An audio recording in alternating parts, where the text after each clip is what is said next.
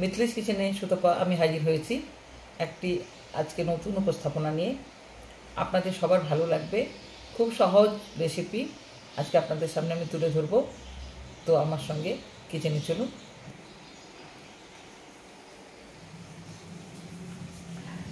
আজ আমি বানাবো ঘরোয়া পদ্ধতিতে, একেবারে সোজা খুব সহজ পদ্ধতিতে কচু দিয়ে ডিম ভর্তি ট্যাংরা মাছের ঝোল, তার সঙ্গে থাকবে গোলমরিচের বাটা। তো আমি কীভাবে বানাই আপনারা দেখুন। প্রথমে আমি ইনগ্রিডিয়েন্টসগুলো আপনাদেরকে বলে দিচ্ছি। আচ্ছা, কচুর ঝোল ট্যাংরা মাছ দিয়ে রান্না করার জন্য কচুগুলোকে আমি এইভাবে কেটে নিয়েছি। এগুলো সব নতুন কচু কেটে নিয়েছি। আর এই যে ট্যাংরা মাছ, প্রত্যেকটাতে ডিম ইনট্যাক্ট করা আছে ট্যাংরা মাছ। আর মশলাপাতি আমি নিয়েছি একটু কাঁচা লঙ্কা। আচ্ছা, ফোড়নের জন্য নিয়েছি আমি 5 ফোড়ন, নুন, হলুদ, শুকনো লঙ্কা বাটা, পেঁয়াজ বাটা, সর্ষে বাটা আর জিরা বাটা, এটা গোলমরিচের বাটা। লাস্টে আমি দেবো এটা সর্ষের তেল।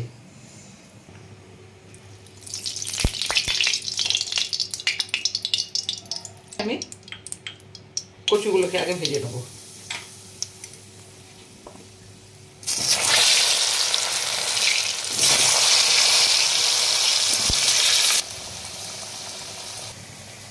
আমি মাছটাতে নুন হলুদ মাখিয়ে নেব।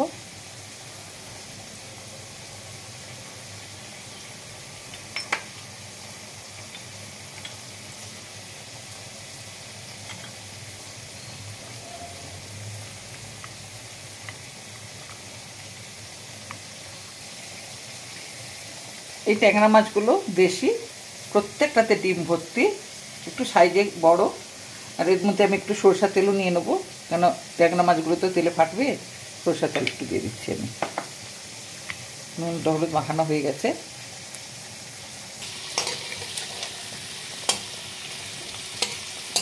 আমার ভাজা হয়ে গেছে।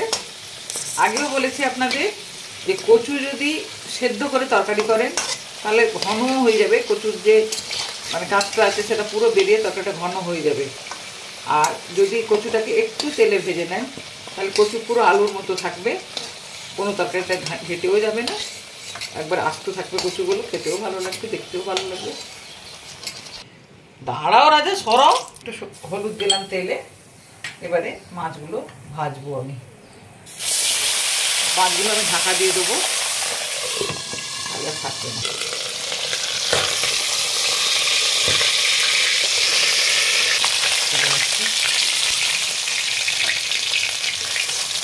একটু তেল দিচ্ছি, 5 ফোড়ন দিলাম, দিলাম।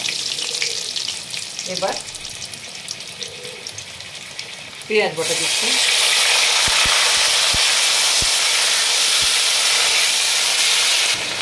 হলুদ দিলাম, পরিমাণ মতো হলুদ দিয়ে দিলাম, তরকারিতে যতটা লাগবে। এরপরে দিচ্ছি লঙ্কা বাটা,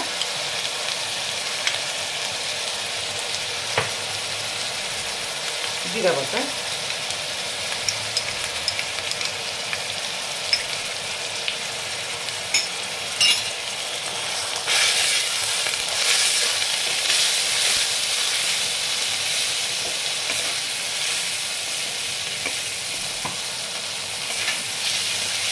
তরকারিতে নুন দেবো।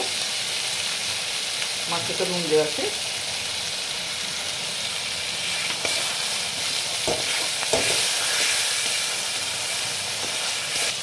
মশলাটা আমার কষা হয়ে গেছে, সব থেকে তেলগুলো সব ছেড়ে দিয়েছে।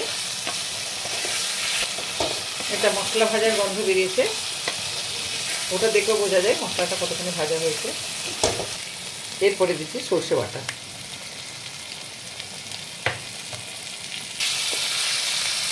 জল দেবো। সর্ষে বাটা দিতে আমি নাড়বই না, ততটা কেঁচো হওয়ার চান্স থাকবে।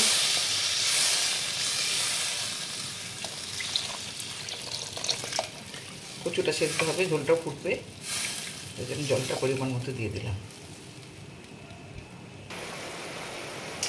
ফুটে গেছে, এরপরে মাছগুলো সব দিয়ে দেবো।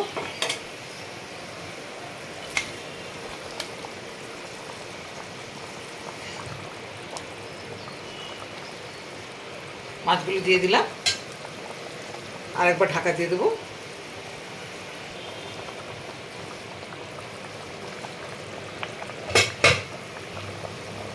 আমার বাগানের দুটো কাঁচা লঙ্কা দিয়ে দিলাম।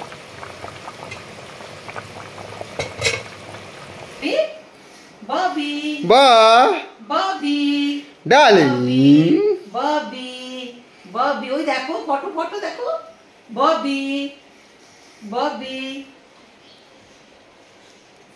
ববি সোনাটা আমার ববি, ওই দেখো দেখো দেখো দেখো দেখো, ওই দেখো দেখো দেখো দেখো গো সোনাটা।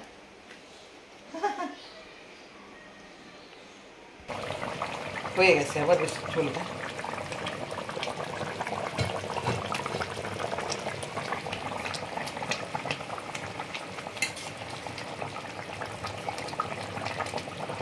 কচুগুলো সেদ্ধ হয়ে গেছে, বলে যাবে না, গোটা থাকবে কচুগুলো, সব সেদ্ধ হয়ে গেছে। গোলমরিচের বাটা দেবো।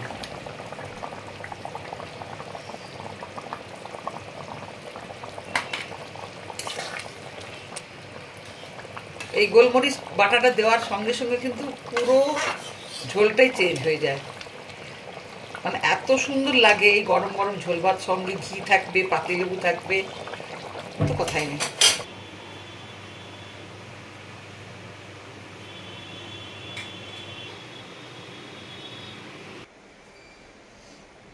আমার ডিম ভর্তি ট্যাংরা মাছ দিয়ে কচু দিয়ে ঝোল রান্না হয়ে গেছে, সঙ্গে গরম ভাত নিয়েছি, লেবু আর একটু ঘি নেবো অবশ্যই, কেন এই গোলমরিচের ঝোলে ঘি তো লাগেই।